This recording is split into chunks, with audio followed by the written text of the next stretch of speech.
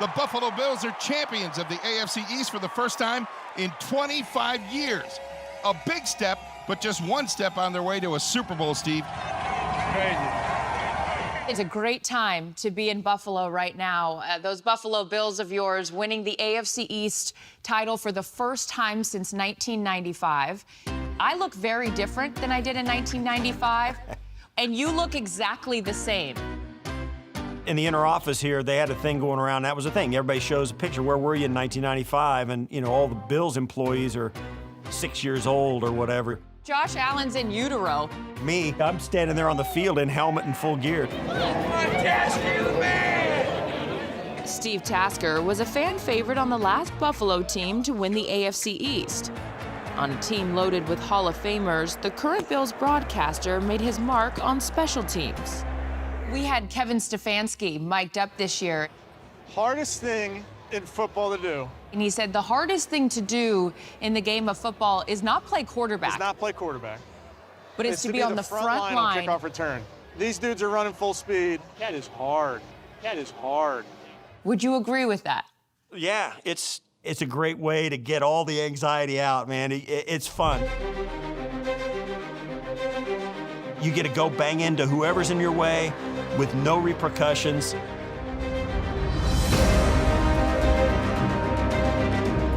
I think the entire world would be a better place if every human being had the opportunity to run down on a kickoff coverage once a week. You still might not find anyone to do it better than Steve Tasker. The OG of special teams was a Swiss Army knife. He returned kicks, he blocked kicks, and he covered kicks. And it's Steve Tasker who has been all over the field. Carving out a 13-year career may have seemed unlikely for the Kansas native who played both football and rugby at Northwestern. I get picked up off the waiver wire in 1986 by the Buffalo Bills, and I show up to Buffalo the day before Marv Levy's first game as head coach. I haven't gotten to practice. I didn't do a walkthrough. I don't know what my number's gonna be. Your first day of school in a new town. And I look like somebody's little kid brother who's just there to visit. And Marv captures the room. Okay, Steve, have a good one, pal. He's going, we're gonna get better. We can get better all the way around. In fact, we're gonna get better on special teams right away. We got a new player. We picked him up off waivers from the Houston Oilers, Steve Tasker. Steve, stand up. So these guys are all like, yeah, new player. It's a new coach, a new direction. Who is this guy? And they turn around, and I stood up. The disappointment was palpable. Those frowns turned upside down once Steve Tasker took the field. He was named to the Pro Bowl 7 times. Opposing coaches were forced to game plan for the guy who looked like he didn't belong. And as the Bills went on a run of winning 4 straight AFC titles, Steve Tasker always seemed to be making big plays. Steve Tasker, oh my! You on the field came up big in a return versus the Raiders in '93 during that playoff game. What do you remember about that? I remember, crazy as it sounds, I remember anticipating it. It was the coldest game in Buffalo Bills history, still is. That's why this is the NFL. They don't call these games because of weather. You play no matter what. Their kicker, when he planted, on kickoffs in particular, he planted hard. And I thought, you know, there's a chance he's gonna squib this because he's gonna slip when he plants that hard. And sure enough, he squibbed the kick. And I thought it was gonna go over my head, but it knuckled and dropped right onto my shoulder. And is taken by Tasker at the 30, run to the 35-40. When I came around the corner, I thought, I might go, I'm gonna go. And then I started realizing I regretted being, I was running, I got too many clothes on. Knocked out of bounds at the 1-yard line. And I get over to the sideline, and I ask the guys, I go, who caught me? Because I thought I was a pretty fast guy. And they go, yeah, Dan Turk caught you. Dan Turk, he's the long snapper. As it turns out, it wasn't Dan Turk, it was Willie Gull, the Olympic sprinter. When you were with Buffalo, there's so many memories, but most famously known for 4 straight Super Bowls and being on the losing end of those? You can talk about it. You don't have to skirt around the issue. I'm okay with it. Oh, no, I know. The hearts are heavy and the pain is deep for Buffalo. All right, since we're going there, you got to be honest. Which one hurt the most, though? They all hurt. They all hurt. But I think the first one's the one that kind of gets you because it was like that first time feeling of invincibility. On the way, it's long enough, and it is no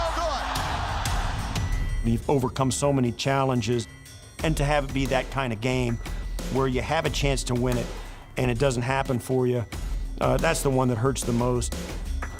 Let's say a hypothetical. You get to trade in your 4 straight Super Bowl losses for 1 Super Bowl victory.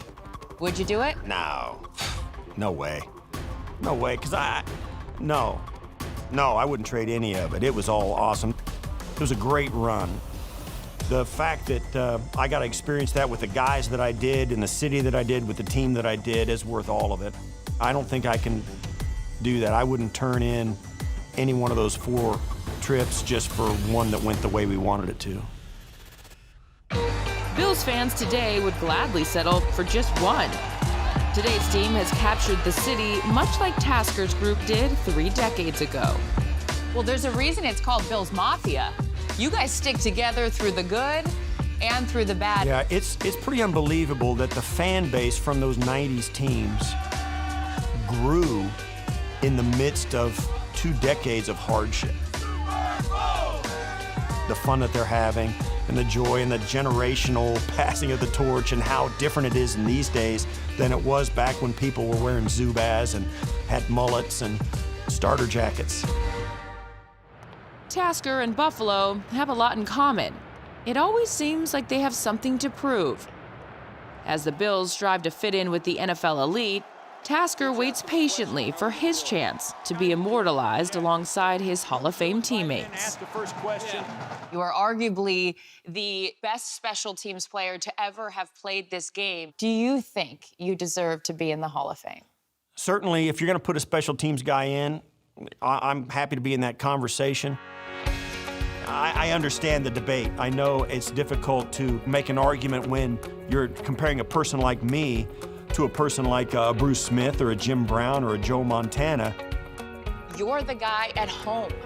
It's relatable, and that has to be a big reason why this town and that team embraced you the way that they did. Give me a minute. 180-pound, 5'9" guy.